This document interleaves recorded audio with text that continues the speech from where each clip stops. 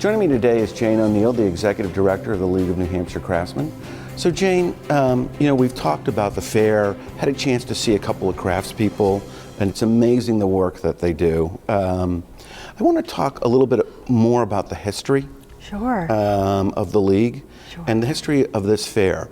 Am I right? Is it one of the oldest fairs in the nation? It's actually the oldest continuously running crafts fair in the country. So I mean, New Hampshire, not only first in the nation primary, but first in the nation crafts fair. Yes, and also first in the nation in terms of support of the arts, believe it or not. Really? Because initially the league was started with funds from the state. The governor at the time said that this was something worth investing in, so helped to start the league. So the state of New Hampshire sort of was one of the catalysts, sort of really a public-private marriage that,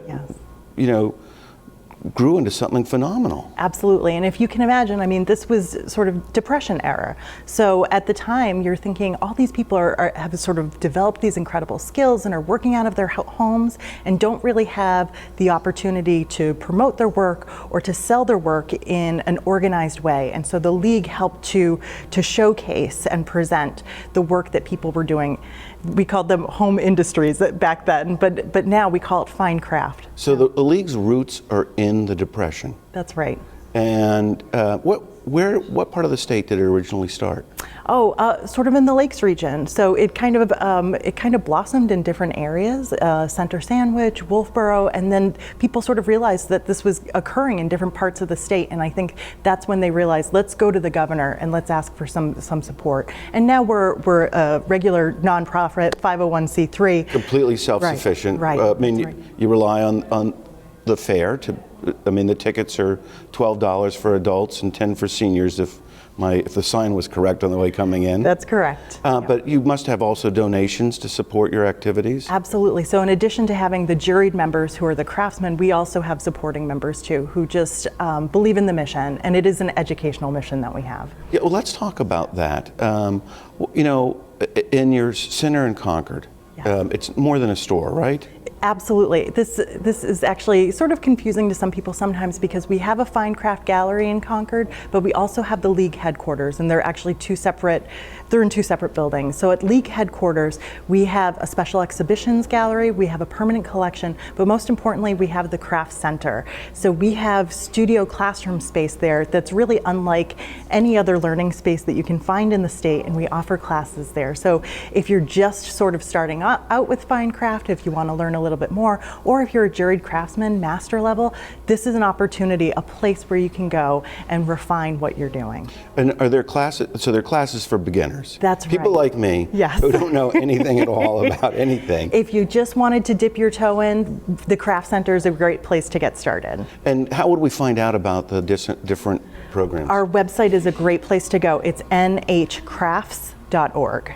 And is there a fee for the different courses, or is it? There is. We also offer scholarships, though. So hopefully there aren't really any obstacles in terms of getting involved. So there shouldn't be a barrier except for your time and commitment. Exactly. And so, like, if I've always actually wanted to learn to blow glass. Is that one of the classes? Well, we do have a metals and glass studio, and so those classes are just sort of getting started. But we can always connect you with a craftsman as well. Okay. Yeah.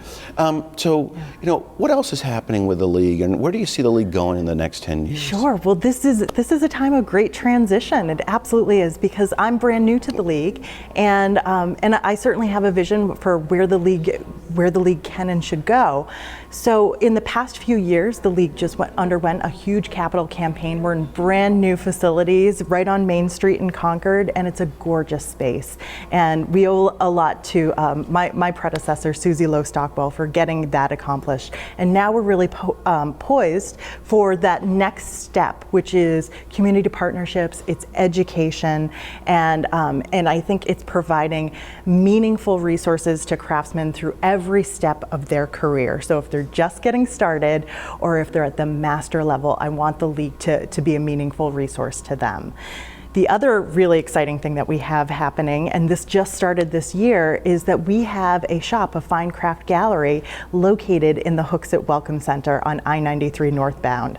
So if you are just running in to get a sandwich, or there's also a state liquor store there, if you're just running in, you have the opportunity to duck into an incredible fine craft gallery, purchase something before you go up and visit your relatives or spend a week away. So that's a great place to get a gift. And it's been great in terms of building public awareness about the League. Well, that's super. Yeah. And we can't let people forget this week it's the Craftsmen's Fair. Absolutely. Thanks so much.